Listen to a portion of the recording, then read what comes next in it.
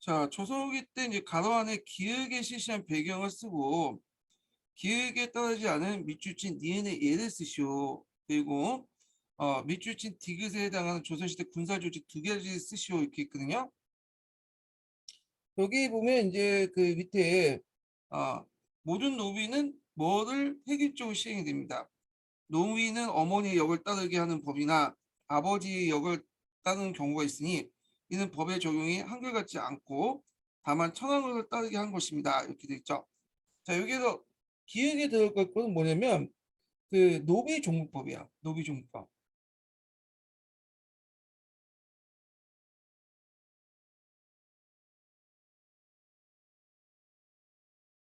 그러니까 노비는 어머니 신분을 따른다라는 거죠. 자, 그래서 이제 그 있고 노비는 어머니 역을 따르게 하는 법이나 이거는 이제 노비종부법 관련된 내용이고요. 왜냐면 노비는 양인은 양인에 관련된 양역이 있고요. 그다음에 노비는 노비와 관련된 영역이 있어요. 그래서 예전에 제가 신역할 때 좀 설명했을 텐데 조선이나 고려 시대는 신역이라는 게 있어요. 신분별로 이제 여기 정해져 있는 것들이 있거든요. 그래가지고 그 당시 양인은 군역을 담당했고 그 다음에 이제 직위 노비는 천역을 담당했죠.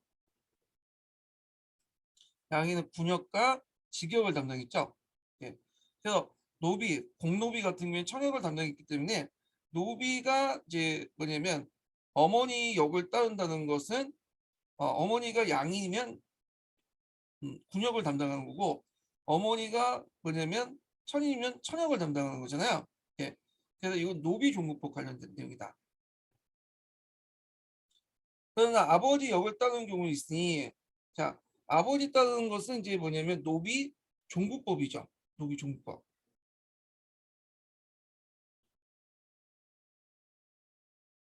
자 노비종부법은 태종 때 잠깐 실시했던 법이죠. 자 이는 법의 적용이 한결같지 않고 다만 천한 쪽을 따르게 하는 것이니 이것이 자 다만 천한 쪽을 따른다 하는 것은 일천직천이죠.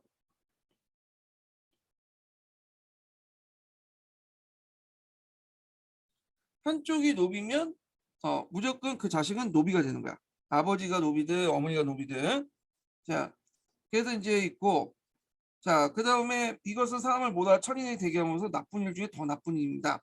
산호가 군에 편입되는 경우 이렇게 있는데 산호비죠. 산호비. 원래 이제 산호비는 군역이 존재하지 않아요. 왜냐하면 이제 노비 같은 경우에는 어, 공노비만 천역이 있고 산호비는 그 양인의 여기 군역이 존재하지 편입될 수가 없죠. 원칙적으로. 그래서 산호비나 공노비나 노비는 천역만 담당하기 때문에 공노비는 천역만 담당하기 때문에 군역은 양역이기 때문에 원래는 산호비가 군대 가는 건 안 되지만 원칙일 뿐이고 실제 조선시대 때는 이런 그 노비로 구성된 부대도 있었어요. 노비가 편입돼서 형성된 부대들이 대표적인 게 이제 조선 전기와 후기 때 지방군이었던 또 예비군이었던 잡세군하고 소고군이죠.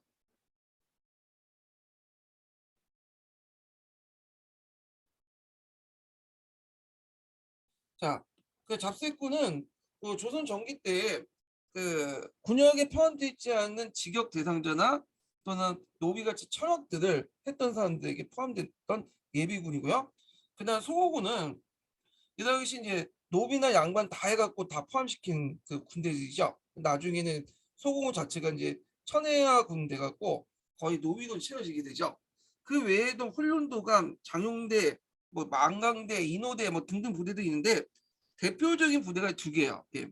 그래서 답이 이걸로 이제 설정됐다고 하더라고요. 뭐 이렇게 그 있는데 자 그래서 이제 이렇게 있고 그 다음에 이제 물어보는 게 노비종부법 배경을 이제 물어보고 있는데 자 일단 이제 이 저자가 어떤 사람인가를 봐야겠죠. 방개수를 쓴 사람인데 유용이라는 사람이야. 유용은 현종 때 살았던 사람이거든요. 현종 때 노비종부법이 잠깐 실시를 했어요. 그러다가 이제 또 서인과 남이 또 집권할 때마다 또 실시했다가 또 반대했다가 왔다 갔다 했는데 예. 그래서 조선 후기 때 나온 걸 볼 수가 있어요. 조선 후기 때 왜 노비종목법을 실시했냐? 그거는 이제 그 당시 조소 그 신분제의 어떤 변화를 통해서 그 당시 이제 많은 양민이 합법적으로 비합법적으로 양반이 되는 경우가 있었거든요. 양반이 되면 이제 군역에서 빠지잖아요. 그러다 보니까 이 어느 정도 상민을 확보를 해야지만 군역을 충당할 수 있기 때문에 군역을 너무 많이 빠진 사람들이 많기 때문에 노비들 상민화 시켜가지고 여기 이 사람들로부터 그 군역을 담당을 하려고 했어요. 그러니까 이런 것 중에 제일 중요한 게 노비 종목법이 실시한 게 중요한데 조선 후기 때는 노비가 돈을 많이 벌어서 남자 노비가 그 돈을 많이 벌어갖고 여자 양인들하고 결혼하는 경우가 있었어요. 그러면 예전에 일천 집처했다면 남자 여자 이렇게 해서 한쪽만 노비면 다 노비잖아요. 그러면 자식이 노비가 되겠죠. 그럼 노비가 되면 군역을 확보할 수가 없어. 군포를. 그러니까 이제 여자 쪽에 양인을 여자 신분을 따르면 그 자식이 어머니 쪽에 신분을 따르면 얘는 노비가 되는 게 아니라 양민이 되겠죠. 상민이. 그래서 군역을 짊어질 수 있게 되잖아요. 자, 그래서 그 당시 신분제의 붕괴와 양인층 감소라는 걸 배경을 쓰셔야 돼요.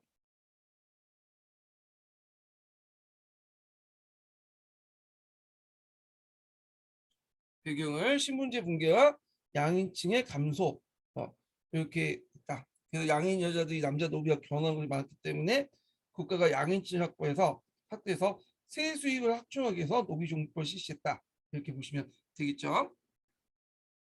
자, 그 다음에 기획을 따르지 않았던 니은의 예를 쓰시오 이렇게 했거든요. 자, 노비 종목법을 따라서 아버지 역을 따르는 경우가 있으니 그 예의 대상인데, 자, 이 노비 종목법은 이제 세종 때 처음에 실시했죠. 그래서 노비 종목법을 이제 실시했는데 세종 때 그때 예의 대상이 있어. 노비 종부는 어머니 신분을 따지 않고 아버지 신분을 따른 노비 종부의 신분을 따른 그 예의 성상이 있었는데 어떤 것도 있냐? 자, 관리와 공신의 비척의 자손이거나 40세 이상의 양인 중에 양처 부인의 자식이 없을 경우에 비척 자식을 따른다. 그래서 한마디로 쉽게 말하면 양반집 자손이거나 양반집 자손은 얼자라도 뭐냐면 그 노비가 되지 않고 양이 될 수 있고요. 그 다음에 이제 40세 양인 중에 자식이 없을 경우에, 그러니까 이제 본부인부터 자식이 없고 처부부터 자식이 있을 경우에 그 뭐냐면 그 첫 자식이 양이 될 수 있어요. 예, 그 대를 잇기 위해서 그런 건데, 자 이렇게 해서 이제 딱 그렇다고 해서 모두 다 이제 뭐냐면 그 뭐 양반집 자손이라든지 그런 사람들 다 뭐 자손들을 양을 만든 건 아니에요. 아들만 대상이야. 아들만 그 양을 만들거나 40세 이상 양인주 자식이라지만 아들만 대상이죠. 대를 잇기 위해서 양을 만들어주거나. 자, 이렇게 양을 만들 줄 때 그냥 만들어준 게 아니라 얘들이 원래 타고난 신분이 뭐예요? 저 노비였죠. 그러니까 노비를 이제 뭐냐면 양인을 만들기 위해서 군역을 일종의 짊어지게 만들어야 돼. 그래서 군역을 이제 짊어져서 속량 정착을 이제 하게 되는 양인을 만드는 정착. 그래서 그 당시 이제 보충군에 한 6개월 동안 근무를 한 다음에 6개월 동안 그 다음에 양인이 되는 거예요. 예. 그런 것도 좀 기억을 해주시면 될 것 같아요. 자세한 내용은 제가 강의 시간이나 이제 기출문제 분석에서 적어놨으니까 그거 참조를 해주시고요. 자, 그다음 9번 문제를 보자. 9번. 자, 9번 보면 다음 가를 바탕으로 조선 초부터 후기까지 군역 운영에 대해 신문제와 연관지어 설명하고 앞에 언급했지만 군역 자체가 신역하고 관련돼 있죠. 신분제와 연결됐고 했기 때문에 이제 있는데 가와 같은 논란을 거쳐 영조 때 실시된 제도의 한계를 나의 근거에 써하시오 이렇게 했거든요. 그래서 이제 조선시대 때는 태종 이후부터 16세에서 60세 이하까지 양인 신분이면 모든 성인 남자들이 양인 계병제에 입각했고 병역에 의무를 졌어요. 예. 그래갖고 이제 군역은 신역의 일종이기 때문에 신분상 청인이거나 그 다음에 이제 직역을 담당하는 그런 사람들은 제외시켰죠.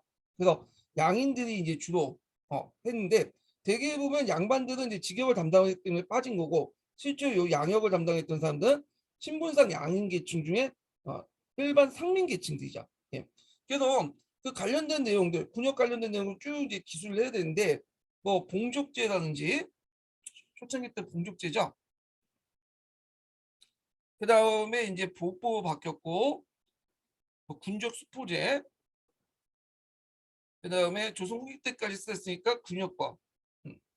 요 내용들 쭉 쓰시면 돼요. 내용이 나 많기 때문에 제가 이제 이거는 기출문제 분석에다 적어놨으니까 여기 좀 참조를 해주시고요. 자, 가와 같은 논란을 거쳐 영조 때 실시한 제도 한 개. 자, 영조 때 이제 실시한 제도가 뭐예요? 군역법이죠. 근데 군역법 이전에 이제 그 전에도 이 양역의 문제점이 이제 많았기 때문에 양역을 어떻게 개선할 것이냐 가지고 논쟁이 있었어. 이게 이제 양역 범통론이라고 하죠. 그 양역병통론에서 대병통론, 뭐 소금통론 이렇게 등등 있잖아요. 그런 논쟁을 거쳐갖고 영조 때 균역법이 이제 실시된 거야. 예. 그래서 1년에 1필로 납부하게 되고 대신에 그 부족한 세금들을 이제 뭐냐면 그 당시 이제 뭐 간필론 아니, 부족한 세금들을 선목 공간포라든지 왕실 재정 어영성세에서 이제 국고 수익을 전환한다든지 결적 징수, 은결 세출 이런 걸 좀 메꿔 나갔죠. 그래서 이제 나름대로 백성대 부담을 뭐냐면 풀어주려고 했지만 한계가 있었죠. 왜 한계가 있었냐? 근본적으로 여기도 양반은 군역을 지지 않는 거죠. 예. 근데 이제 문제는 조선일 때 양반 수가 점점 늘어나죠. 그러면서 실제로 군역은 이제 상민들이 더 많이 부과되는 거야. 그 1년에 1피라도 실제로 이제 총액제 같은 걸 실시했기 때문에 그 1년에 1필만 부과되는 게 아니라 플러스 알파가 더 부과된다. 예. 근데 이 표에서 이제 보고 근거에서 쓴술라시오 했으니까 이 표를 볼게요. 자, 어느 지역의 양반호재 직역벌 구성비 이렇게 있죠. 이렇게 이제 보는데 표를 보면 이게 그 9편에 있는 표 내용이에요. 자, 여기에서 이제 좀 눈여겨볼 게 뭐냐면 그 뭐냐면 풍간지기에 속하는 거 있죠. 예. 그래서 여기 풍간과 관련된 대풍간 여기 이제 풍간 관련된 내용인데 자, 요 애들은 당연히 직역을 수행하기 때문에 근데 빠지죠. 예. 그다음에 생진 진사 급제자 뭐 이런 사람들 있죠. 생진 어 생진과 진사 급제자 출신 생진과 진사자 급제자 대가 합격한 사람 등등 소가 대가 합격을 해갖고 학위를 받은 사람도 빠져. 예. 직역이 있기 때문에 그 다음에 이제 여기 눈여볼 게 유학코죠. 유학코도 빠지죠. 유학코라는 것은 초야에 묻혀 공부한 사람들 유학이라고 하거든요. 예. 그래서 얘들도 공부한다고 빠지고 직역은 이제 해서 빠지고 그 다음에 여기 보면 이제 충인이라는 게 있어. 충인. 예. 충인이라는 것은 그 조선시대 때 만든 특수 변종이에요. 그 있다가 좀 나중에 없어졌는데 요건 이제 음소 대상 중에 음소 시험을 보다가 조선시대도 음소 시험 본다고 했죠.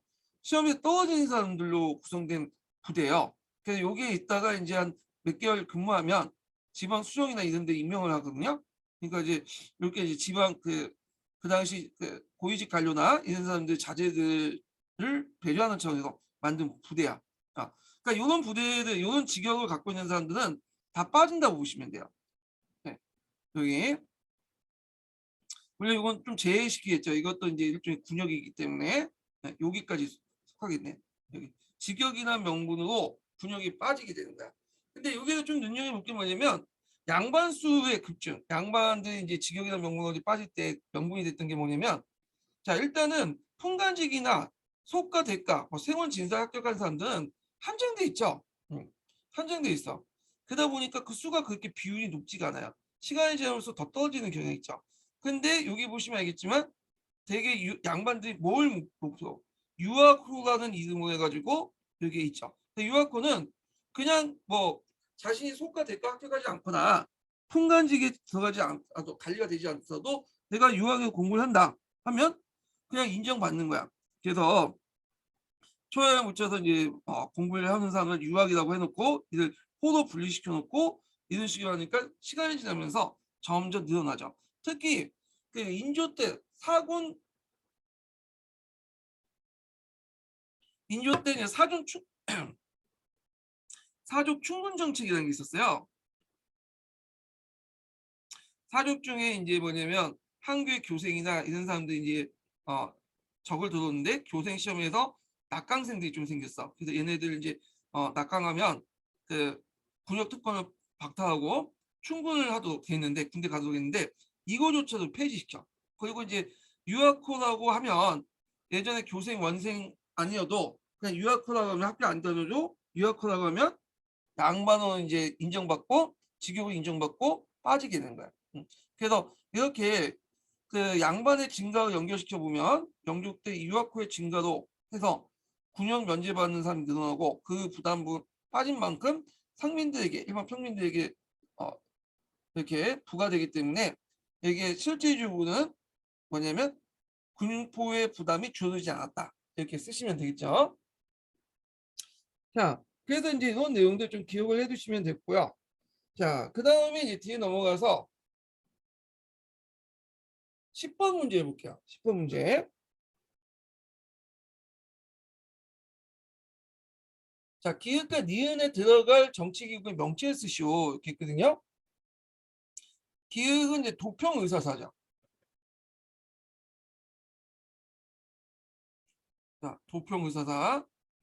참고로 이 도평의사사는 조선 정종 때까지 있었어요. 정종 때까지.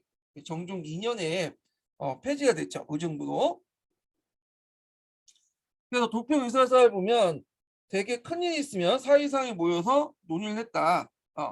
그리고 이제 그 모여서 합작한 이름이 있었다. 뭐 이렇게 있고 그런 이유로 이렇게 합작한 이름이 있었고 원을 섬기는 일이 급작스럽게 많아져 서민과 밀집이 들어가 있었다. 한자 해석이 안 돼도 여기 보면 서민이 뭐 밀집이니 그런 말도 있잖아요. 예. 그래서 이걸 보고 아 이건 도평의사사다 이렇게 볼 수가 있죠. 왜냐하면 도평의사사 구성원들이 서민 밀집이 이렇게 들어가 있잖아요. 예전에도 기출사료 나왔고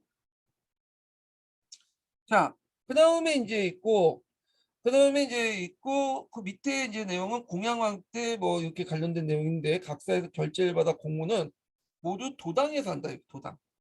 그다음에 도당은 도평의사사예요. 한문 원문에는 도당으로 되어 있는데 그다음에 도당의 그는 도평의사사기 때문에 도평의사사고요. 그래서 도평의사사에서 직접 보고도 하고 육조에 소속되지 않겠다 내용이고요. 요것도 이제 정종 때 관련된 거죠.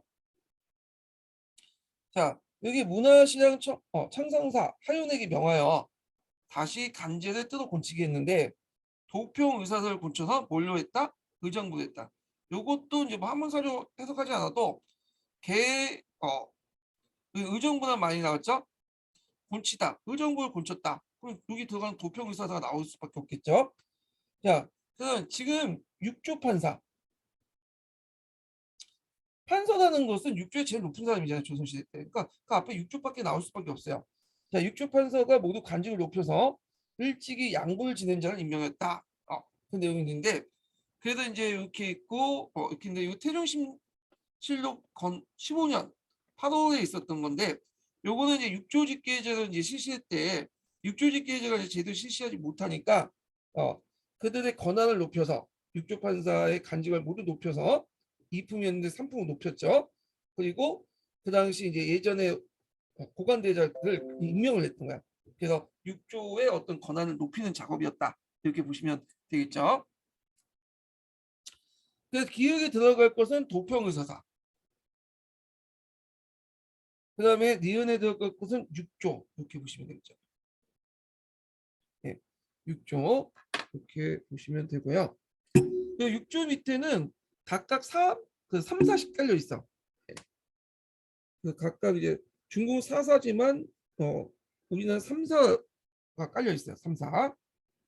네, 잠깐만요. 그 기출문제에 4, 4로 적혀 있는데 3, 4로 곤치세요. 3, 4. 찾아보니까 4, 4가 아니라 3, 4네요. 네.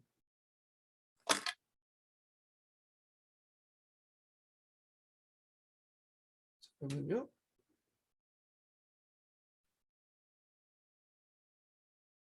이게 왜 안 됐어?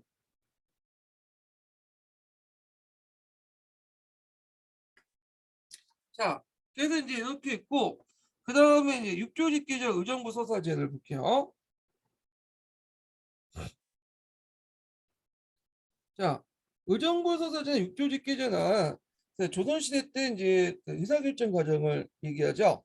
그래서 의정부 서사제도는 의정부에 거쳐갖고 주요사항을 다 논의하는 거고, 그래서 인사권하고 군사권을 제한 모든 것을 의정부를 거쳐서 하는 거야. 의정부에서 이들 처리하는 거죠. 그래서 상대적으로 신권 우위 때 이제 했던 거고, 육조직계제는 육조가 직접 보고를 하는 거죠. 예. 그래서 뭐 사대문서나 뭐 이런 것들 제외하고는 의정부를 거치지 않고 직접 보고를 하는 거야. 그래서 왕권이 강화될 때 이렇게 했다. 이렇게 보시면 돼요.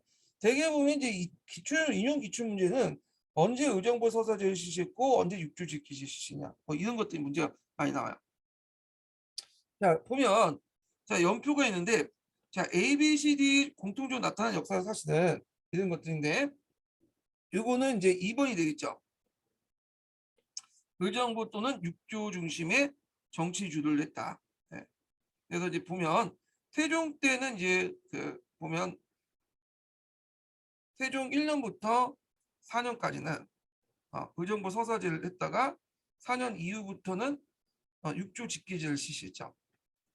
게다가 이제 세종 때 넘어가면서 이제 뭐냐면 그 의정부 원래는 의정부 육조 직계제였다가 의정부 서사제도 이렇게 실시했고 세조 때는 다시 육조 직계제로 실시했다가 중종 때 들어와서 이제 의정부 서사제를 실시했죠.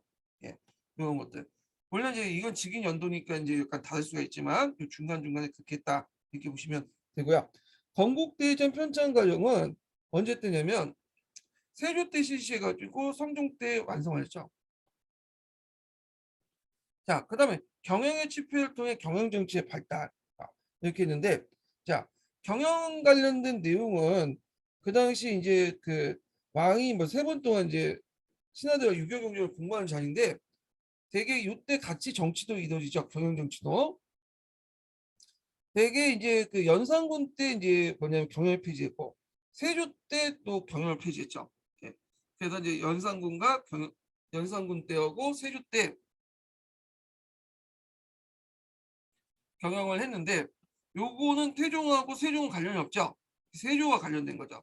그렇기 때문에 이렇게 이제 요거는 10회에서 이제 폐지 관련된 내용은 세조와 관련되기 때문에 관련이 없다. 이렇게 보시면 될 것 같고요. 자, 그리고 요때는 경영 정치가 또 발달한 건 아니죠. 공통적으로 들어간 말이니까 세조나 연산군은 경영 정치를 별로 안 했죠. 안 좋아했고. 그다음에 사관원의 독립과 홍문관의 언론 기관화 언간지의 대륙 기반 확립인데 요거는 중종 이후부터야. 네, 중종 이후부터. 홍문관 자체가 이제 세조 이후부터죠. 홍문관 자체가 이제 성종 때 만든 거잖아요. 요 부분에는 해당할 수 있지만 여기는 여기 자체 윗부분은 성종 이전에는 해당할 수 없는 부분이죠. 답이 공통적으로 들어간 거니까 요게 1번, 2번이 되겠죠. 자, 그 다음에 3번 문제를 볼게요. 2번 문제 볼게요. 자, 군신과의 조화를 했던 유교 정치 기반이 조성 발전된 시기는 자, 이거 언제 때요? 세종 때죠. 금방 찾죠. 그래서 왕권과 신권의 조화를 이룰 때는 세종 때다. 자, 그래서 이제 의정부 서사제 실시할 때도 보통 의정부 서사제도가 그 신권 강화 때문에 이제 한 거잖아요. 중종 때는. 근데 세종 때는 의정부 서사제도는 신권뿐만 아니라 왕권의 조화 속에서 했다.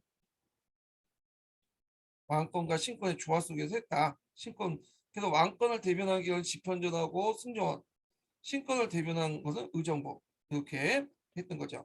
그래서 이제 이런 것도 있고, 자, 그래서 B번 이렇게 연결해서 보시면 될 것 같아요. 자, 3번 뭐죠? 자, 보기에도 조선시대 때 의정부 서사제도가 중요한 시기를 옳게 보는 것. 중요한 시기라고 했어요. 실시 시기가 아니라. 네. 자, 태종 때는 태종 때는 아니죠. 태종 때도 의정부 서사제 실시했어요. 1년에서 4년까지. 근데 이 중요한 게 아니라 태종 때는 육조 직계제가 중요했던 거죠. 그 다음에 세종 때 실시했고 세조 때는 폐지했은 없고 중종 때 실시했죠. 그래서 답이 이렇게 니은하고 니을이 되죠. 답이 3번이 되죠. 그래서 중종 이후부터는 이제 뭐냐면 계속 의정부 서사제도 이렇게 보시면 돼요. 중종 때 이제 의정부 서사제도가 굳히게 된 것은 뭐냐면 중종 때 이제 중종반정이 일어났잖아요. 더 왕권이 약화되고 신권이 강화되죠. 그러다 보니까 이제 의정부 서사제도가 이제 강력한 신권을 통해서 실시했다. 이렇게 보시면 될 것 같아요. 자, 그 다음에 4번을 보죠. 4번 보면 다음 밑줄친 가를 쓰고 그 이런 행정체계의 시행 목적과 그 과정을 쓰시오. 이렇게 했거든요. 자, 중국 주나라 상공 육경제도에서 유래되어 조선 초기 때 새로운 정치체제가 마련되었다. 자, 그런데 이 정치체제 운영을 둘러싸고 군주와 신료들 사이에 주도권을 다투는 벌어졌는데 각 대표적인 두 방식 행정체계가 시행됐다. 그래서 대표적인 두 방식 행정체계는 의정부 서사제도와 육조 직계제도인데, 자, 여기에서 이제 가는 이제 두 개 썼으니까 의정부 서사제도, 육조 직계제 이렇게 쓰시면 되고, 행정체계 목적과 과정을 쓰라고 했잖아요. 그러니까 여기에서 이제 육조 직계제 목적, 의정부 시스템, 그 의정부 서사제도의 목적과 과정 이렇게 쓰시면 되겠죠? 목적 빠졌네요.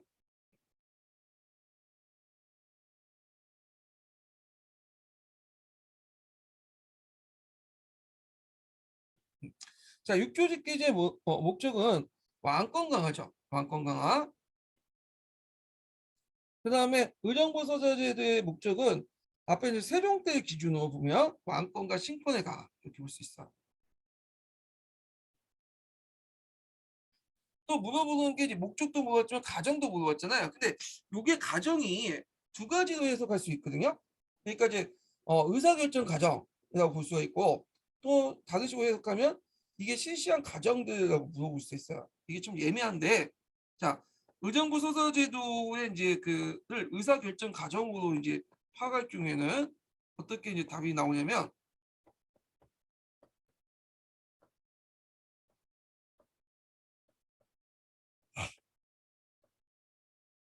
자, 여기 보면 이거는 의사결정 과정이에요. 의정부 정승들이 정책 논의와 결정권을 이양하고 왕이 최종적으로 결정하죠. 그래서 모든 것을 다 의정부에 처리하는데 다만 인사, 군사, 주요 행정권을 왕이 직접 장악하는 제도가 그 당시 의정부 서사제도의 과정이고요. 육조직계 좀 쉽죠? 왕이 권력의 정점은 육조 업무를 직접 총괄하고 의정부 대신들은 단지 이제 사대 문서나 중재인, 재신 같은 것들만 담당을 하죠. 그래서 이제 의사결정 과정은 이렇게 나올 수 있는데 만약에 이걸 이제 실시 과정으로 보면 이렇게 되죠. 이렇게. 그래서 두 가지로 해석할 수 있다. 의사결정 과정과 실시 과정. 이렇게 좀 명확히 지문을 설정해 주셔야 되는데 이게 좀 지문이 명확하지가 않아. 이게. 자, 그다음 5번 문제 보죠. 5번 문제.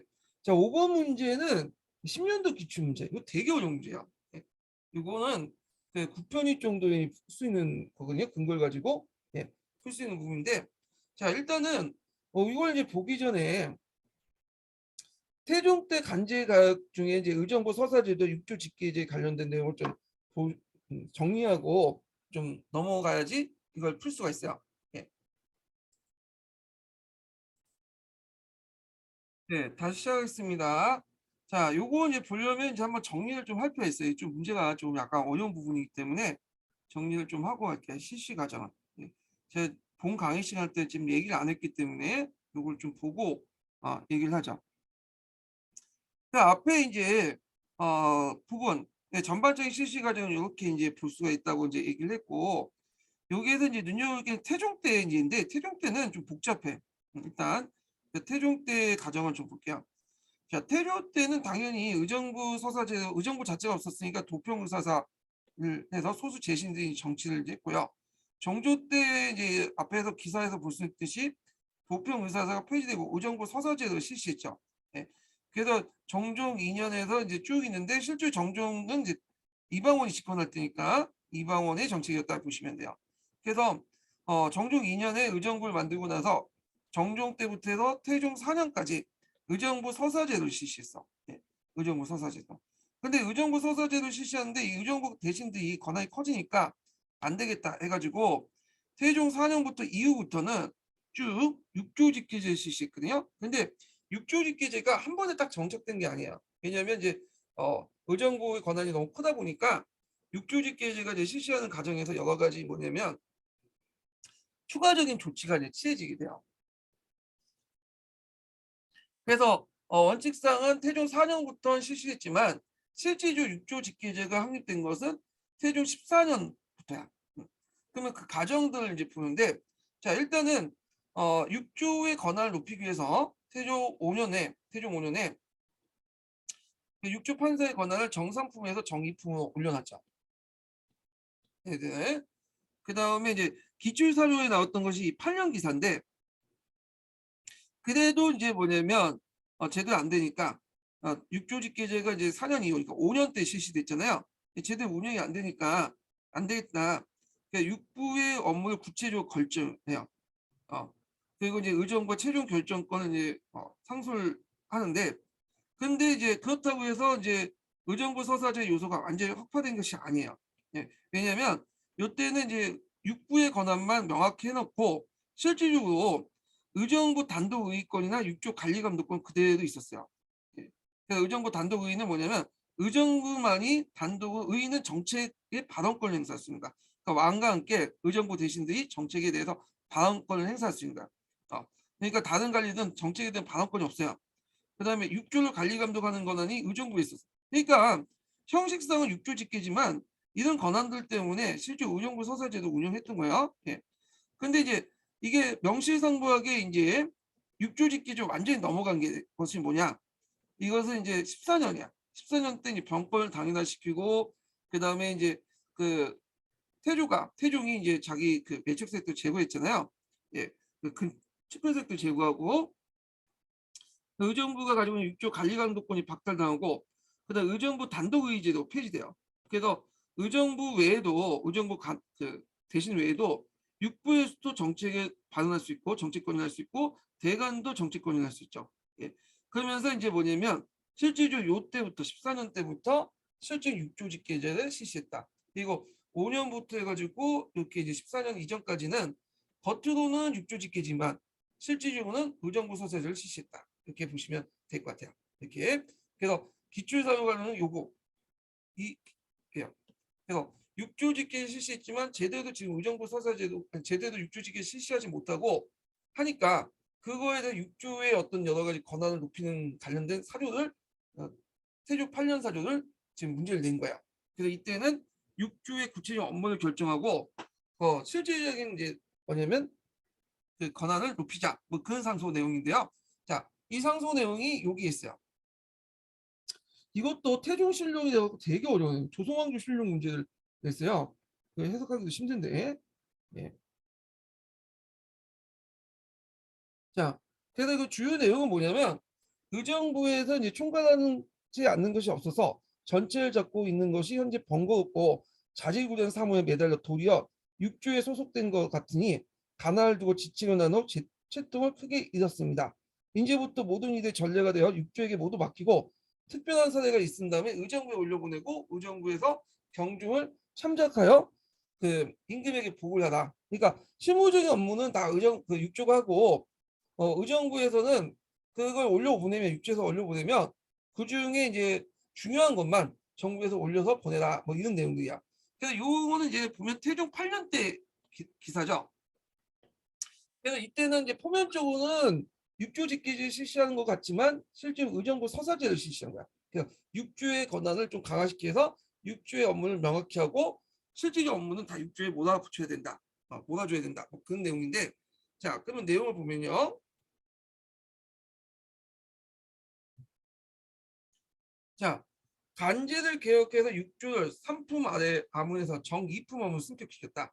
예. 그래서 6조 직계제 막 실시할 때죠. 정 5년 때, 세종 5년 때고, 요 시기하고는 좀 약간 앞에 있는 시기죠. 자, 그 다음에 주대의 운영 원리에 따라 재상 중심의 국정을 이끌어가게 하였다. 자, 이 주대에 입각해서 재상 중심의 운영 관련된 내용은 이거는 언제 때냐면 정도전 때야. 태조 때야, 태조 때. 그래서 정도전이 이제 왕에게 올린 사천 법전이 조선 건국전에서 주대 체제를 바꾸고 재상 중심으로 하자 이렇게 제시를 했잖아요. 예, 이거는 시대적으로 맞지가 않고. 자, 3번을 보면 의정부는 정책 의결권만 가지고 행정적 사무 모든 심을 육조에게 넘기도록했다. 봤죠? 이거 답이 태종 8년 때 관련된 기사야. 그다음에 설관 분직하여 원칙에 따라 의정부 4대 문서와 중재수 재심만 간장하도록 했다. 자, 이때 이제 그 태종 14년 때부터는 6조 직기조 완비가 됐는데 이때 이제 의정부가 가지고 있는 6조 감독권을 박탈하고요. 의정부뿐만 아니라 사관원 6조도 이제 의의를 할 수 있고 정책에 참여할 수 있죠. 그리고 이제 이때 의정부는 사대 문서 중재인 재심만 업무를 맡아야 돼요. 4대 문서와 중재인 재심만 하고 모든 것을 6조에서 집계를 하도록 했다라는 거죠. 그리고 나중에 또 세조 때 또 한 번 6조 집계제가 실시되죠. 세종 때에다가 이제 세종 때 이제 의정부 서세조 바뀌고 세조 때 다시 6조 집계를 했는데 이때는 4대 문서 간장 내용도 빼요. 그래서 6조 그 의정부에서 할 수 있는 거는 그 권한을 약화시키고 사형수 재심만 할 수 있도록 했어. 권한이 상당히 약화됐다. 그죠? 근데 똑같은 6조 집계제도도 이게 세종 때인지 세조 때인지 태종 때인지 구분하려면 이걸 구분하시면 돼요.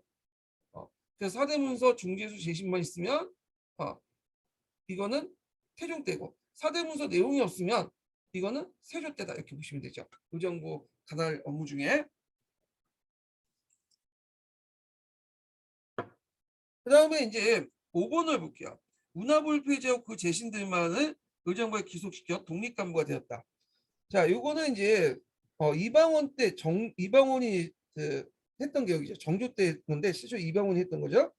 정조 때 이제 도평의사를 폐지하고 그때 이제 남아 있었던 고려관제를 대대적으로 개편해서 의정부 중심 체제를 만들었는데 그 이난으로 문화부를 폐지하고 권한 의정부에 기속을 시켰어요.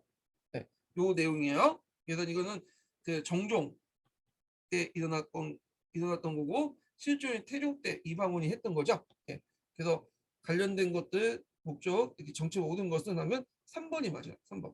이 문제는 되게 어려운 문제이기 때문에 이걸 제대로 풀 수 있는 분들은 없었을 거예요. 10년도 문제는 전반적으로 다 어려워. 근데 국편이 좀 더 펴놓고 봐야지 알 수 있는 거야. 왜 문제를 이렇게 어렵게 냈는지 모르겠어요. 그래서 제가 보면 10년이 되게 어렵고 20년 문제도 되게 어려웠죠.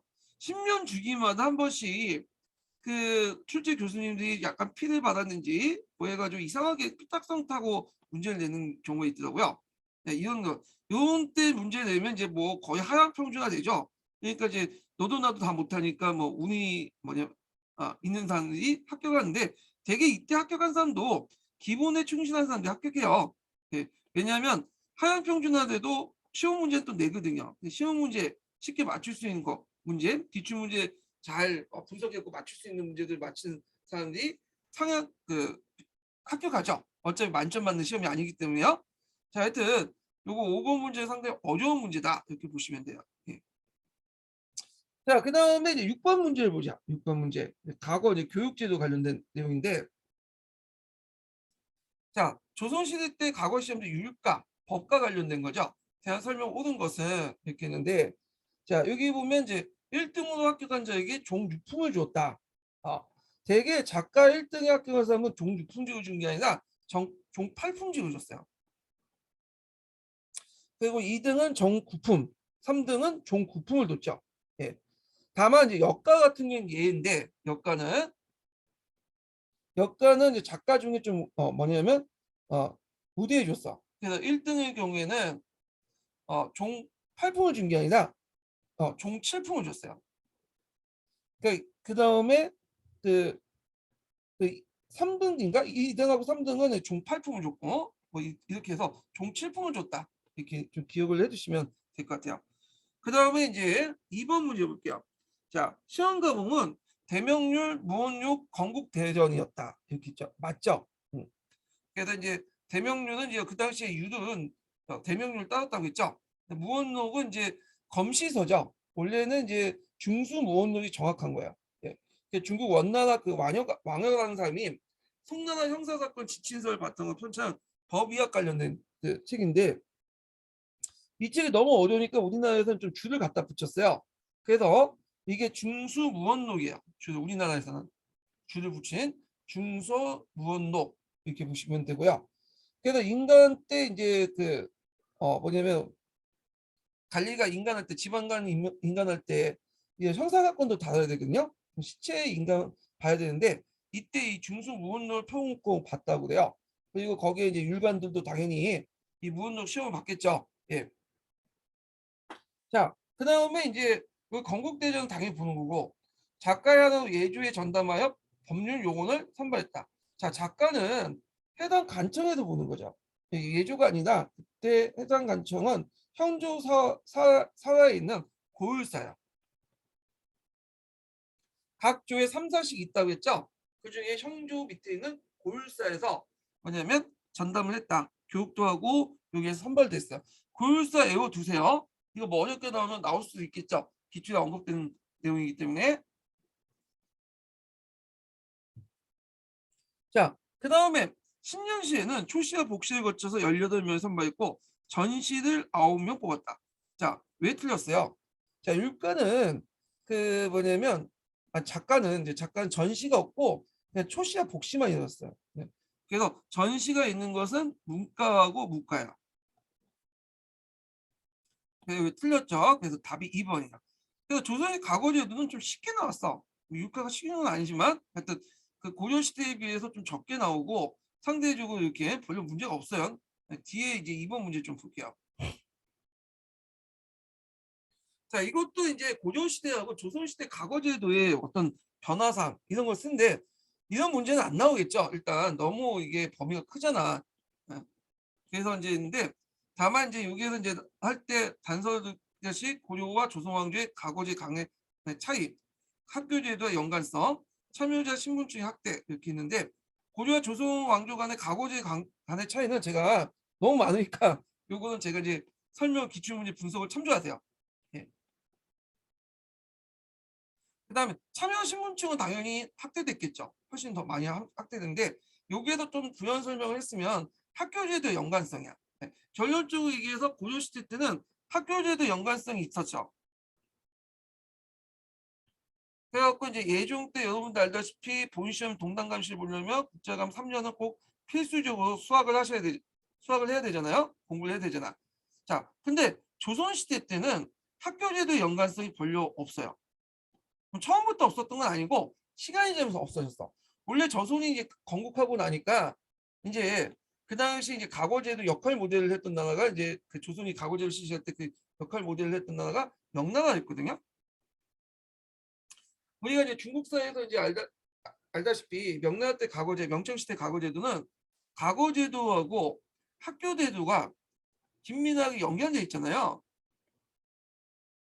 그래서 아무나 개나 소나 과거를 볼 수 있는 게 아니라 학교 적어도 지방의 주, 부, 군 현학의 우수한 성적 뭐냐면 졸업한 생원이나 중앙의 국자감생 이런 사람들만 과거 시험을 볼 수 있잖아. 예. 그래서 이제 요걸 이제 조선도 좀 영향을 받았어요. 그래서 어떤 식으로 영향을 받았냐면 일단 속과를 보려면 한교를 이제 등록해서 다니다가 속과를 볼 수 있는 자격증 주고 속과 학교 간 다음에 이제 성균관에 들어가서 성균관에서 대가를 이제 볼 수 있는 자격이 주죠. 대개 이제 원점 500점 정도 얻으면 볼 수 있죠. 예. 자, 그래서 이렇게 학교 제도와 연관시키려고 했어요. 근데 이건 이제 시간이 지나서 점점 뭐냐면 무너지게 됐는데 그 이유가 뭐냐면 조선의 어떤 신분제 사회 때문에 그래요. 신분제 때문에. 왜냐하면 한교 같은 경우에는 여기는 이제 그 일반 양반들도 많이 가지만 상민들도 많이 들어가거든요. 돈 많은 부자들도 많이 들어가고 상인들도 들어가고 왜냐 한교는 이제 교환을 목적으로 했기 때문에 지배층 외에도 피지배층도 받아들였어요. 그러니까 양반 사족들 입장할 때는 이 한교에서 싼 것들하고 뭐냐면 같이 공부하면 안 된다. 그럼 어떻게 그 천한 것들하고 같은 자리에서 공부를 하냐. 자존심 상한다. 뭐 이렇게 하겠죠. 그래서 실제로 한교는 그냥 명단만 올려놓은 거야. 왜냐면 한교에 이제 등록돼야지 뭐 속가도 면접, 초시도 면접받을 수 있고 복시도 볼 수 있는 자격증 등등이 있기 때문에 청금록에 명단만 올려놓고 실제로 시험은 공부는 어디서 하냐? 한교에 가서 하는 게 아니라 서원에서 해요. 그러다 보니까 이제 뭐냐면 학교제도하고 과거제도의 어떤 연관성이 좀 멀어지게 되죠. 그 다음에 성균관도 마찬가지야. 성균관도 자 여기에서 이제 원래는 원점 500점을 얻어야지만 대가 시험을 볼 수 있도록 되는데 이게 시간이 나면서 이제 변칙이 생겨. 왜 뭐냐면 신년시 외에도 세조시대 이후부터 세조부터 별시를 많이 봐요. 별시를. 그러니까 중간중간에 부정기 시험 있죠.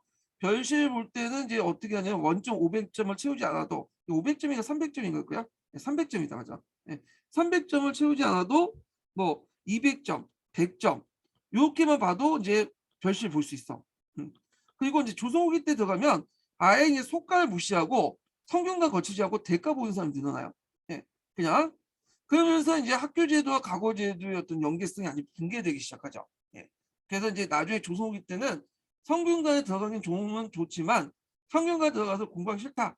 그래서 그냥 대가 보겠다면 대가 보는 사람도 늘어난다. 이렇게 기억을 해주시면 되고 그래서 이런 두 번째는 이제 이렇게 별시의 증가 등등 그리고 소가를 이제 무시하고 대가로 그냥 보는 사람들이 늘어나면서 지편적 거치지 않고 대가를 보는 사람들이 늘어나면서 이런 것들이 무너졌다 이렇게 쓰시면 될 것 같아요. 요거는 제가 이제 어디에서 찾았냐면 국편이 관련된 자료에서 찾았어요. 그리고 국편이 한번 읽어보세요. 국편이 상당히 좋은데 근데 인고생들한테 국편 읽으라고 저는 뭘 강연은 안 하고요. 그냥 참조해서 보세요. 시간 되실 때 보시면 진짜 좋은 내용이 많아요. 좋은 내용이. 자, 그 다음에 이제 조선 사회사 관련된 내용 볼게요. 자, 1번은 양천제설과 관련된 내용이죠. 조선 초기 때 신분제도에 관한 설명 오는 것은 이렇게 했는데 보통 우리가 이제 조선 초기 15세기를 보는 관점이 두 가지가 있죠. 하나가 양천제설하고 반산제설 이렇게 두 가지가 있잖아요. 자, 양천제는 조선 초기 때는 양인가 그 다음에 천인 두 가지 신분밖에 없었고 우리가 알고 있는 뭐 상인, 노비, 상인이라든지 양반이라든지 그다음 등등은 양인의 신분이 있는 그 직업들은 자신이 어떤 노력을 통해서 얻을 수 있는 기속 신분이었다, 성취 신분이었다 이렇게 얘기를 하죠. 근데 반상제는 초창기 때부터 그냥 산업공상의 어떤 것들이 딱 고정돼 있다는 거죠. 신분관이. 그러니까 산업공상에서 그 양반, 그 당시 이제 중인, 상민, 노비 이런 것들이 이제 고정돼 갖고 뭐냐면 확고히 자리 잡았다. 이게 반상제설이야. 그런데 16세기 넘어와서 반상제설은 이제 공통적이지만 15세기 때는 여기 두 가지 설이 있어요. 근데 이게 좀 의미가 다른 게 조선 초기 때는 나름대로 활동적이고 신분 상승도 가능했던 그런 활발한 사회인데 16세기 반상제로 넘어간 거죠. 그러니까 조선시대 때 역동성 이런 것들 강조하는 분위기고요. 반상제는 처음부터 조선의 사회는 그냥 수동적이고 어떤 아무 사회를 벌었고 정체된 사회였다. 이런 걸 강조하기 위해서는 반상제가 맞겠죠. 그래서 되게 일제 강학자들은 이 반상제를 되게 강조하는 분위기야. 우리나라 양천제를 강조하는 입장이고요. 자, 그러면 내용을 볼게요. 자, 양인기지 권리의 의미는 직업의 종류에 따라 달랐다. 맞죠? 예. 그래서 자기 양인에 뭐 상인도 있고 농민도 있고 양반도 있고 등등이 있잖아요. 이거는 직업에 대한 종류지 어떤 뭐냐면 태어날 때부터 정해진 신분이 아니었어요. 그래서 기속직이 아니라 성취 신분적 어떤 역할을 하고 신분이었다. 이렇게 보시면 되겠죠. 그래서 이거는 양천제설을 기반으로 한 거죠. 그 다음에 반영마을인 부곡은 천민 집단이 종속했다. 자, 항소 부곡이라는 말 자체가 조선은 없었죠. 고려시대에만 있었던 거죠. 그러니까 이건 틀렸고. 그냥 반역적인 마을이 부곡이라는 게 부곡은 반역 마을이 아니에요. 예, 그거는 이제 그 여러 가지 이유로 이제 부곡이 만들어졌지만 일단 제가 이거까지 설명하면 좀 뭐냐면 시간이 걸리니까 하여튼 반역 마을은 아니었다. 그냥 3번을 보면 일정한 직역이 없는 농민은 백정에 불렸다. 자, 이거는 이제 어디냐면 고려시대죠. 예. 백정은 그 고등학교 교과서에도 나오더라고요. 요즘에는. 백정의 의미가 뭐예요? 백정의 의미가. 예. 백은 뭐예요? 이거 백백자로 읽으면 안 되죠. 이건 없을 백자예요. 그 옥편 찾아보시면 이 없을 백자로 나와. 예. 백백자 외에도 없을 백자. 이 정자는 이제 뭐냐면 정자는 이게 뭐야? 정자. 정자는 성인 남자들 얘기하는 거죠. 그래서 16세에서 뭐 60세 정도의 성인 남자들 뭐 하와는 좀 약간 다르죠. 뭐 20세도 있고. 자, 이 성인 남자들이 저희 정근대 시대 때 중요한 노동력이기 때문에 보통 이들을 남정네라고 하잖아요. 예.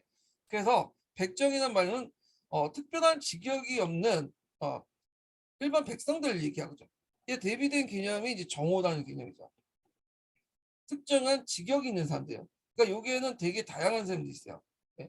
그래서 위에는 관리, 고급 관리부터 시작해서 밑에는 뭐 군인들, 일반 그 군인들까지 쫙 있죠. 예. 그래서 상대적으로 정오가 백정보다 위에 있죠. 정오는 지배층, 백정은 피지배층인데, 자, 이 말이 나중에 조선시대 때 바뀌어지죠. 그래서 그 당시 세종이 백정들, 그 당시 하척 같은 사람들이 막 무리지어갖고 한 곳에 정착하지 않고 그러니까 얘들을 양민화 시키려고요. 그래서 얘네들에게 백정이라는 칭호를 줬는데 오히려 이 백정이라는 의미가 이제 우리가 생각하는 소 잡는 사람 뭐 이런 사람으로 의미가 바뀌게 되죠. 이제 고조시대 합작이라는 의미가 조선시대는 백정으로 바뀌었다 이렇게 보시면 될 것 같아요.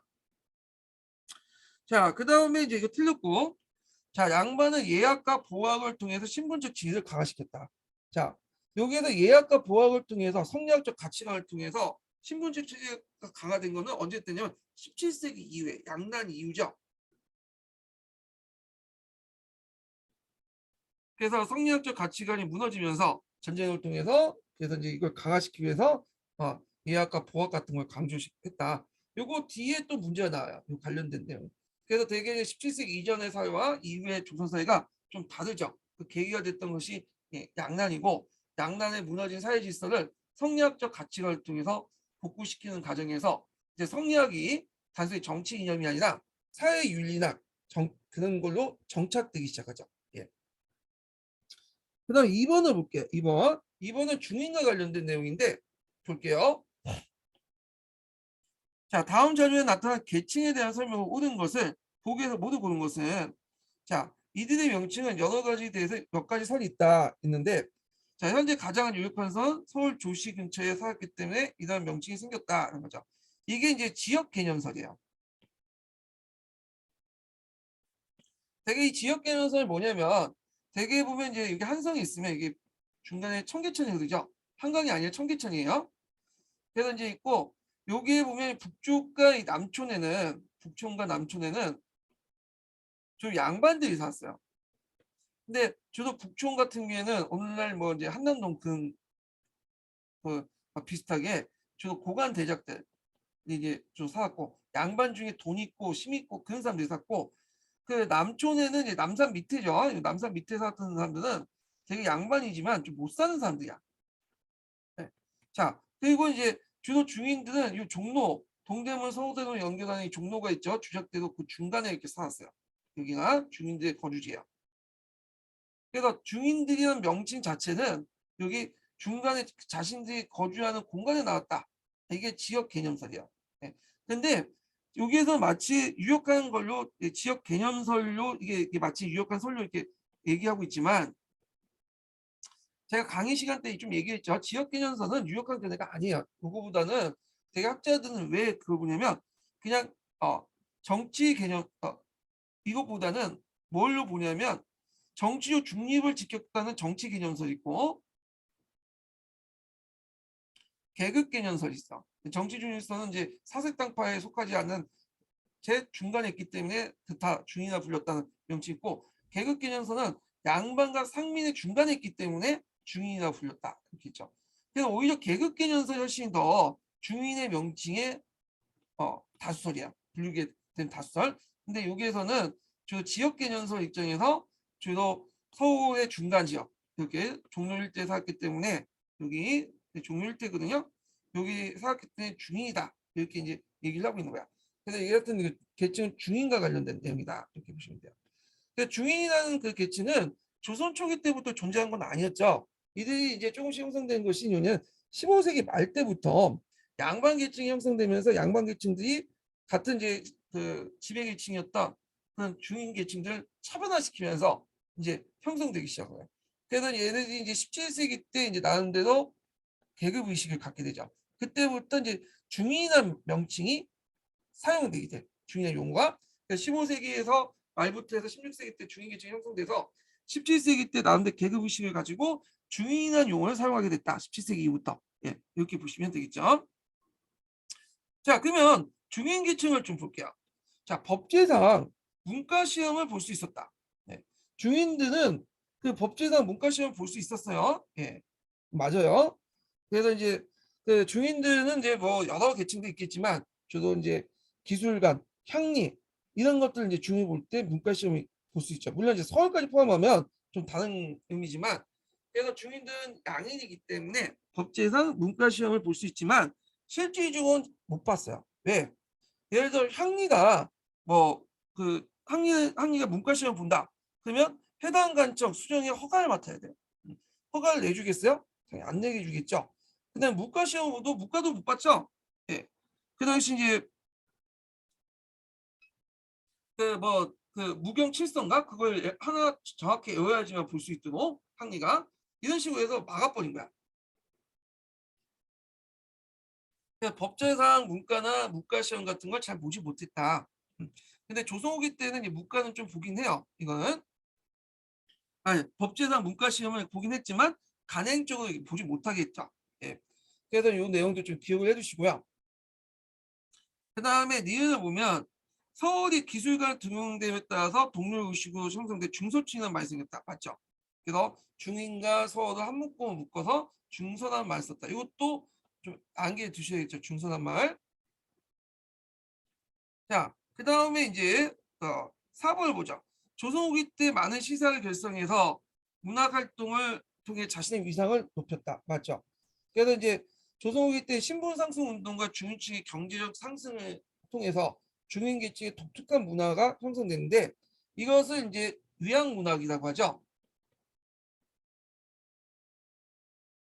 자, 위양 문학이라고 하고 그때 이제 그 문학 일환으로 그 당시 이제 그 사대부에 필적된 시나 서나 하 같은 그림 같은 구황을 쌓았어요.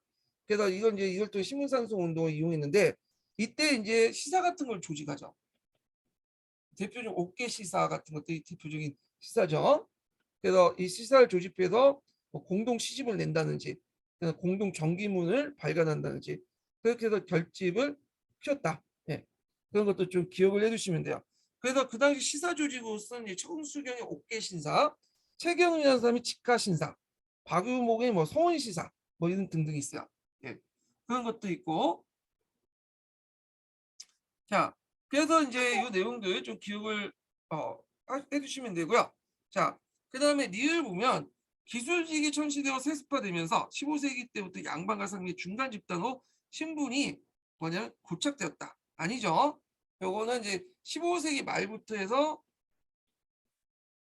16세기까지 이제 형성기고요. 그러니까 여기에서 고착됐다는 것은 이제 17세기 때야. 17세기 때. 17세기 때 우리가 이제 중인이라는 신분증이 이제 확고히 이제 자리 잡아서 이때부터 용어가 사용되죠. 그러니까 15세기 말부터 16세기 때는 형성기고 17세기 때는 고착된 시기는 17세기 때다. 이렇게 보시면 돼요. 물론 학자마다 뭐냐면 다른 견해가 있긴 있어요. 이 중인층의 형성이 어떻게 된 거냐 가지고 근데 여기까지 뭐 다 따질 필요 없고 여기에서는 이제 일단 다수설을 선택한 것 같아요. 다수의 견해를. 그래서 이걸 다수의 견해에 각해서 틀리게 한 것 같아요. 답이 이미 정해져 있기 때문에 일단 이렇게 보시면 되고 답이 4번이 되겠죠. 자, 그 다음에 3번 문제 볼게요. 3번 문제. 자, 3번은 조선왕조의 주요 법정 관련된 내용인데 요거는 03년 기출문제에 연관돼서 한번 보셔도 될 것 같아요.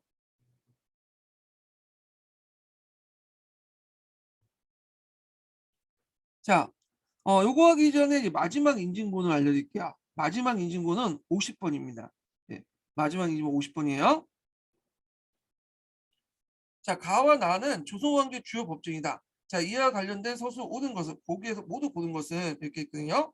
자, 조선왕조 법치주의 입각한 통치를 실현하고자 하였는데 그것이 법전 편찬에 구체되었다.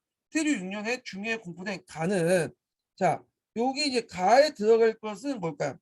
네, 요거는 그 정도준이 개인적 편찬 개인적 조선 건국전을 바탕으로 한 경제 육전이죠. 예. 조선 건국전이 아니라 경제 육전이에요. 경제 육전은 그 앞에 3년에 조선 건국전 있죠.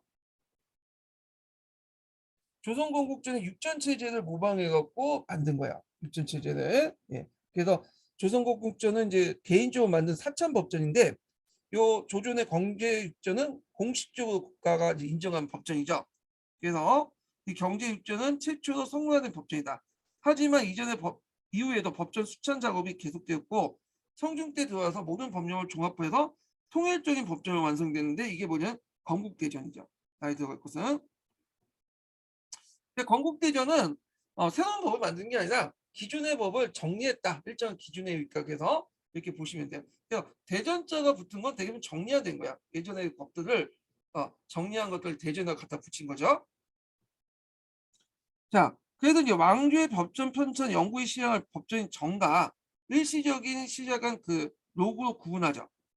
어, 그래서 이제 여기에서 이제 시기에 제외했던 로게 형태의 편찬은 각종 법률이 복잡해지고 법의 적용 혼나니까 당시에 또 이것을 법률 중에 이제 시행된 걸 추리고 증부한 것이 전 제2법전이 나타났는데 이건 조선 후기 때 이제 들어와서 각종 법률이나 제도들이 만들어지잖아요. 조선 후기 때 사회 경제 변화에 따라서. 그래서 종전의 건국대전 체제 가지고는 좀 운영이 안 돼. 그래서 새로운 법정들을 또 만들 필요가 있어요. 그래서 이제 다 해서 만든 게 영조 때 속대전이죠.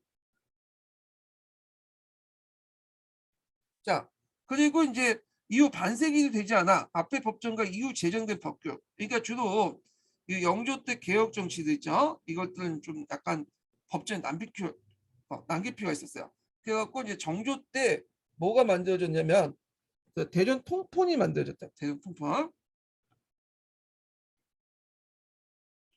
자, 그러나 이후 이제 복잡해진 사회 상황을 반영하고 당시의 수교는 왕의 명령을 가나에서 받은 그것을 다시 이제 문서화시킨 것을 수교라고 하는데 각종 조례를 정리해서 조선 왕조 최후의 법정인 대전내통이 만들어졌다. 자, 이게 고종 때 만들어진 거죠. 고종 때. 그래서 고종 때 만든 대전내통은 그 당시 19세기 때 여러 가지 이제 밀란도 일어나고 사회적 혼란도 있고 그래서 대책도 이제 마련됐잖아요. 그래서 이런 것들을 다시 정리를 한 거야 법전으로. 예. 그리고 대전 통풍을 만들 때, 대전 해통을 만들 때 그 대전 해통의 무작은 부분, 시행 규칙들, 각 부서의 시행 규칙을 따로 만든 게 있어요. 이게 뭐냐면 육전조례야. 육전조례.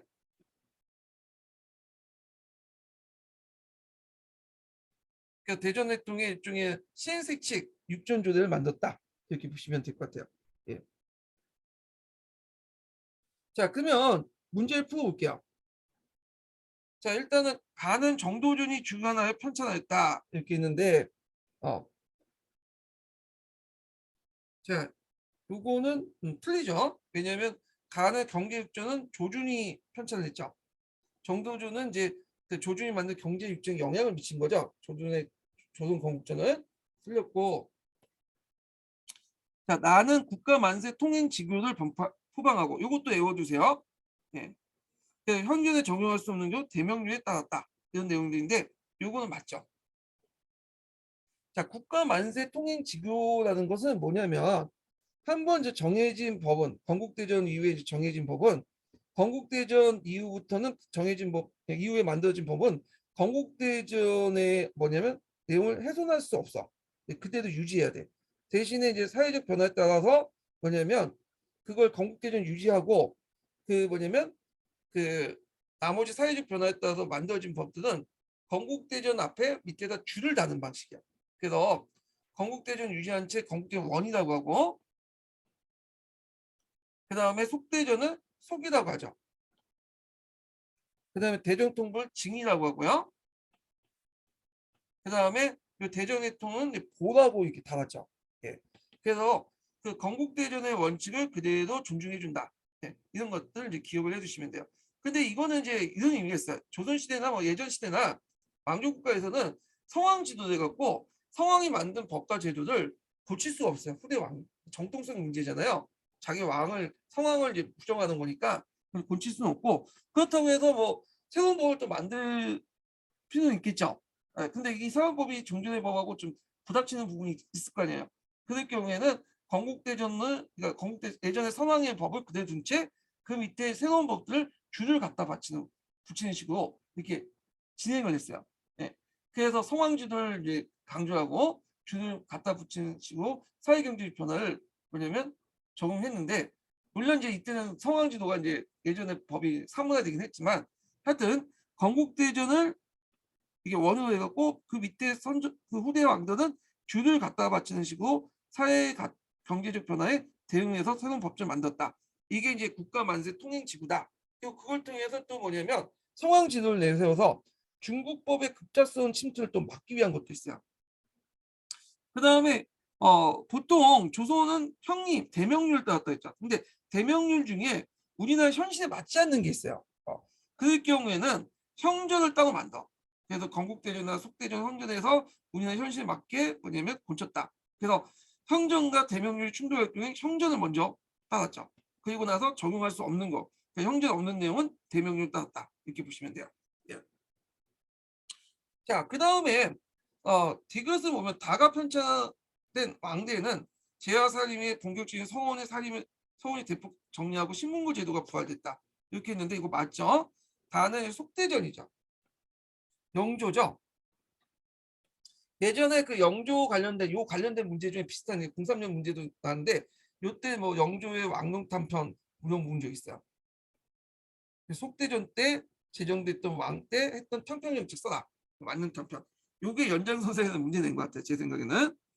그래서 서원을 대폭 정리해서 공론의 주제로서 서원을 인정하지 않았고 그런 것들 좀 기억을 해주시면 될 것 같고요. 자, 그 다음에 이제 그 3번 니은을 보자. 나아가 편찬을 왕대는 육전조를 편찬하고 사형수에 대한 삼신제를 엄격히 했다. 이런 내용인데, 자 여기에서 그 당시 이제 나는 이제 어디야? 대전 통편이죠. 대전 통편 정조 때잖아요.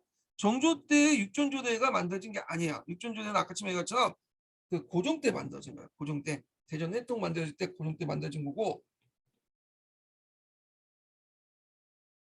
고종 때죠.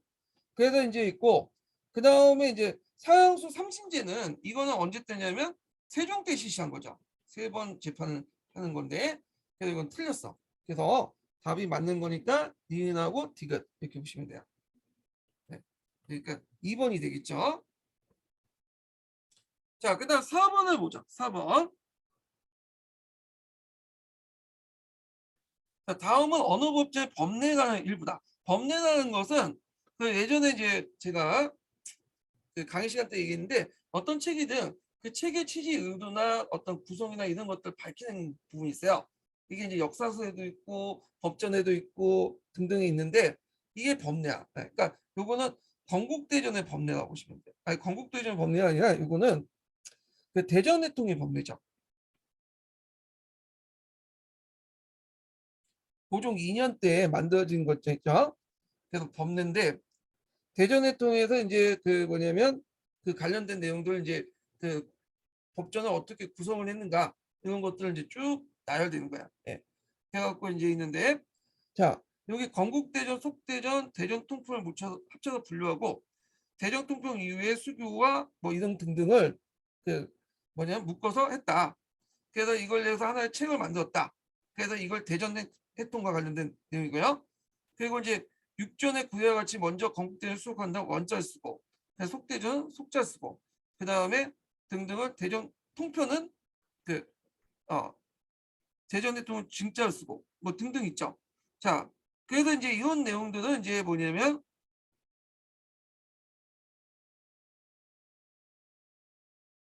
이런 내용들은 이제 뭐냐면 잠깐만 제가 말렸는데 네. 그래서 대전 통편은 진짜를 쓰고 이렇게 이제 한 거죠. 그래서 이제 이렇게 해서 뒤에 보자를 쓰고 이렇게 있는데 보자는 당연히 대전 그 회통 얘기죠. 예. 그래서 있고 그래서 원속 증 3전은 요 3전은 뭐야? 건국대전, 그 다음에 속대전, 그 다음에 대전 통편 이렇게죠. 건국대전은 원, 속대전은 속, 대전 통보는 여기에서 이제 증. 그러니까 뒤에 있는 법전이었던 대전 대통은 보 이렇게 이제 쓰겠죠. 요걸 앞에 있는 3전이라고 해요. 그래서 3전은 항구적인 범서로서 감히 증감할 바가 아니므로 그 등등 있는데 그래서 여기에서 이제 내용을 보는 게 조선 성역 아까 얘기한 그 국가 만세 통행 지구와 관련된 내용이야. 예. 그 다음에 이제 또 이걸 이제 뭐라고 또 얘기하면 조선 성역 준수 원칙이라고 하거든요.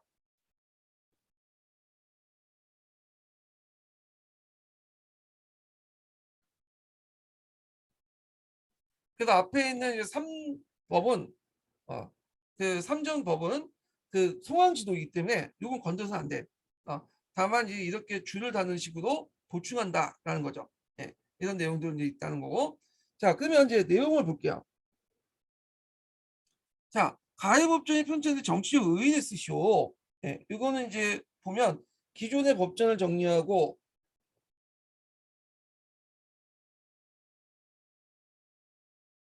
그 다음에 조선 왕조의 어떤 통치 질서를 마련하기 위한 거죠. 그래서 왕권가가 뭐 법치 질서 마련 이렇게 쓰시면 될 것 같고요. 자, 그다음 나가 편찬한 당시 행해진 탕평의 성격을 영조 때 그것과 구분해서 쓰시오. 음. 여기 이제 대전 통편이죠. 대전 통편. 음. 요거는 뭐예요? 이거는 정종 때 만들어졌죠. 정조 때. 예. 정조 때 만들어졌는데 이때는 이제 탕론 안론 탄편이 아니라 중론 탄편이죠. 그래서 이제 영조 때니까 완론 탄편이죠. 이걸 비교해서 쓰시면 돼요. 자, 그래서 이제 그 이렇게 관련된 내용들 쓰시면 되고 그 완전 탄편 대신 중년 탄편 중에서 탄편을 실시했다. 근데 요거 지문하고 여기 앞에서 얘기한 요 지문하고 좀 비슷해요. 요거 그 법전의 내용을 파악해 갖고 요 왕 때 무슨 업적을 했냐, 무슨 내용을 했냐 이런 패턴 문제죠. 그 다음에 이게 수교라는 말이 뭐냐, 밑줄친 수교. 수교라는 것은 그 뭐냐면 왕의 명령, 교지를 받는 것을 수교라고 해요. 각 간청에 접수하는 거예요. 그래서 이제 보통 왕의 명령은 교지, 자세한 건 또 전지라고 하죠. 그래서 예전에는 이제 그 전 근대 왕조 국가에서는 모든 입법 과정의 최종 결정은 왕이 결정해요. 그래서 교지나 전지란 이름으로 공표하면 그 교지와 전지를 각 간청이나 이런 걸 받는 것을 수교라고 하죠. 수교. 그래서 수교라고 한다. 이렇게 좀 기억을 해두시면 되고, 그래서 이 수교를 받아서 이제 뭐냐면 여러 가지 조례라든지 이런 것들 또 만들죠. 그래서 그것을 각 간청의 업무 일지에 등록하죠. 예. 각사 등록에 그각 간청의 업무 일지에 등록을 한다. 이렇게 보시면 돼요. 그래서 수교는 왕의 명령을 받는 거, 지시, 하교 명령을 각 간청에서 접수한 것을 수교라고 한다. 이렇게 기억을 해주시면 될 것 같아요.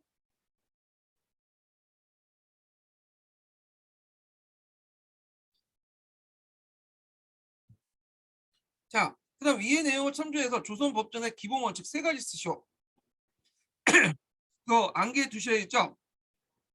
4번 나오고 이제 3번 문제는 참고해 갖고 하는데, 첫 번째는 일시적인 법령과 영구집법을 구분해서 육전 체제를 편찬한다.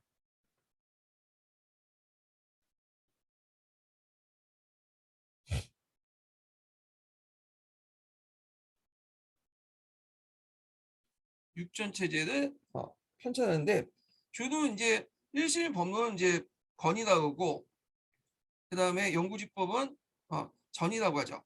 그래서 이 전을 바탕으로 해서 영구집법에서 육전 체제예요. 그래서 육전 체제를 편찬하고 그다음에 형전 같은 경우에는 대명률보다 우선시한다. 네. 건국대전 이제 대전의 형전 있죠. 대전의 형전은 대명률보다 대명률은 우선 적용된다. 이렇게 해요.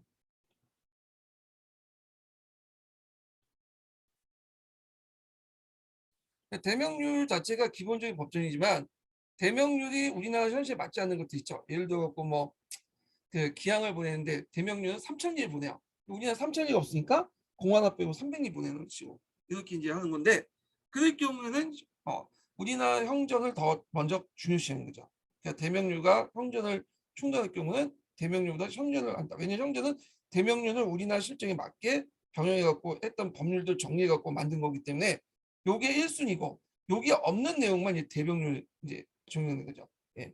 아니면 대명률 정리했다가 형제나 이제 충돌될 경우 대명령보다는 형제를 뭐냐면 먼저 적용하고요.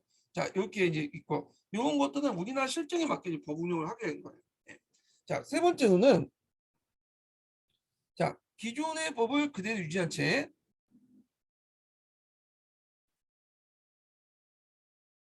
본처 쓰지 않고 법의 정신을 계속 유지한다. 어, 유지한 채 각 그 뭐냐면 다시 정리할게요. 원조는 그대로 둔 채 기존의 법이죠. 기존의 법을 그대로 둔 채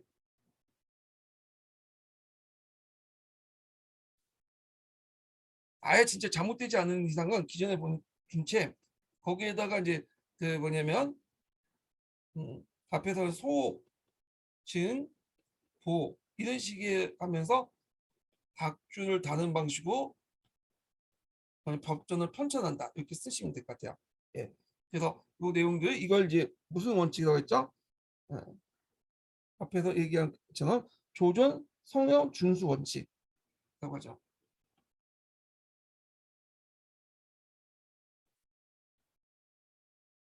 그래서 이런 원칙을 통해서 또 중국법의 어떤 무리한 침투를 막기 위한 거다. 성향 지도를 내세워서 그런 법들은 이제 우리나라 현실에 맞지 않는 법들이 들어온 것을 막기 위한 거다. 이렇게 보시면 될 것 같아요.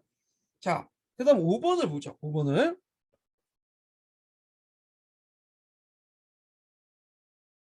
자, 보기에서 사림에 대한 설명만을 보는 것은 이렇게 있는데 자, 일단은 이거 뭐 고등학교 정도의 수준의 문제예요. 여기 보면 길지학폭을 계승했다. 맞죠? 그다음 왕도 정치와 항중 자치를 강조했다. 맞죠? 그 답이 금방 나와요. 예, 계획하고 디귿이니까 4번이 되겠죠. 물리적 공리주의를 추구했고 그다음에 역대 사상 조류를 간주했다. 이거는 간학파, 홍구파 관련된 내용이죠. 자, 6번을 볼게요. 보기에서 살인파의 세력 기반으로 옳게 고른 것은 이것도 뭐 고등학교 정도의 지식이죠. 자, 먼저 골라보면 일단 항약이 있고요. 그 다음에 서원이 있고 그 다음에 이제 한량가가 있죠. 이렇게 있고 향교는 뭐 이제 이거는 고려나 조선시대 때 지방의 유학교육 쪽으로 이제 한 거고 그래서 이제 있고 그 다음에 지편전 같은 경우에는 살인파보다는 간학파 이렇게 이제 볼 수가 있죠. 예. 그래서 도당이라는 것은 이제 시대마다 다르죠. 이거는 어떤 특정한 간설을 지칭하는 게 아니라 그 당시 그 권력이 있는 관청을 얘기하는 거니까 총괄 관청을 얘기하는 거니까 조선 후기 고려 때는 이제 도평 의사사를 도당이라고 했죠. 조선 전기 때는 의정부를 도당이라고 했고요. 그다음에 조선 후기 때는 비변사를 도당이라고 했죠. 예. 그래서 살인파 세력 기반과 관련된 거니까 향약, 소원, 환란가. 네. 그래서 기읒, 디귿, 니을이 되겠죠. 답이 1번이 나오죠. 자, 그 다음에 이제 7번 문제 볼게요. 16세기 때 백운동 서원이 창설된 이후 숙중 때 이르면 서원뿐만 아니라 사후까지 대대적으로 세워졌다.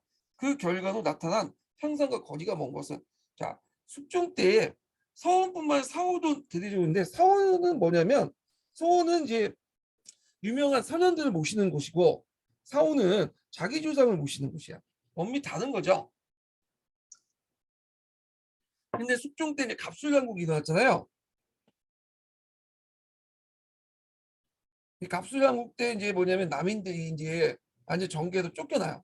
그래서 얘네들이 이제 영남 쪽에 들어왔는데 그래서 영남 쪽을 중심으로 해갖고 자신이 이제 거기에 거주하니까 이제 권력에 쫓겨나니까 지방에 이제 이제 땅 좀 갖고 하면서 지방 유지로만 생각하잖아요. 그 양반의 권위를 세우겠죠.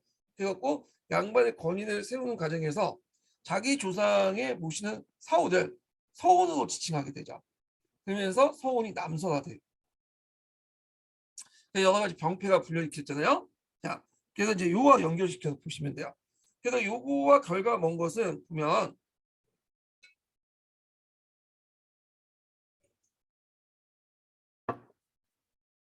선원의 어떤 봉사 기능이 강하고 뭐 선원이란 말이면 예매하죠. 자기 조상뿐만 아니라 이제 일반 유교에서 존중하는 은상까지 하니까 뭐 이렇게 연결시켜서 볼 수 있고 자기주장 숙명 강화돼서 볼 수 있고요. 교육적 기능이 세트되고 그다음 분당 전체 발달, 문벌 중심의 강화 이렇게 있는데 분당 전체 발달은 틀리죠. 예. 분당 전체 발달 왜 틀리냐? 요거는 이제 한국 정치기이기 때문에 분당 정치가 오히려 말피화됐던 형상 때문에 일어난 거잖아요. 그 때문에 이런 형상과 거리가 멀다. 서운의 학사는 서운이 사후화돼서 서운이 남서화된 것은 분당 정치 발달하고 아니다. 이렇게 보시면 될 것 같아요. 그래서 답이 3번이 되죠. 3번이. 자, 그래서 오늘은 여기까지 진행을 할게요. 제가 이제 약속이 있어갖고 오늘은 여기까지 진행이 되고요. 다음 시간에 8번 문제부터 학력 관련된 문제 같은데 요 부분부터 다시 이제 시작을 하겠습니다. 오늘 강의 듣느라 수고하셨고요. 다음 시간에 뵐게요.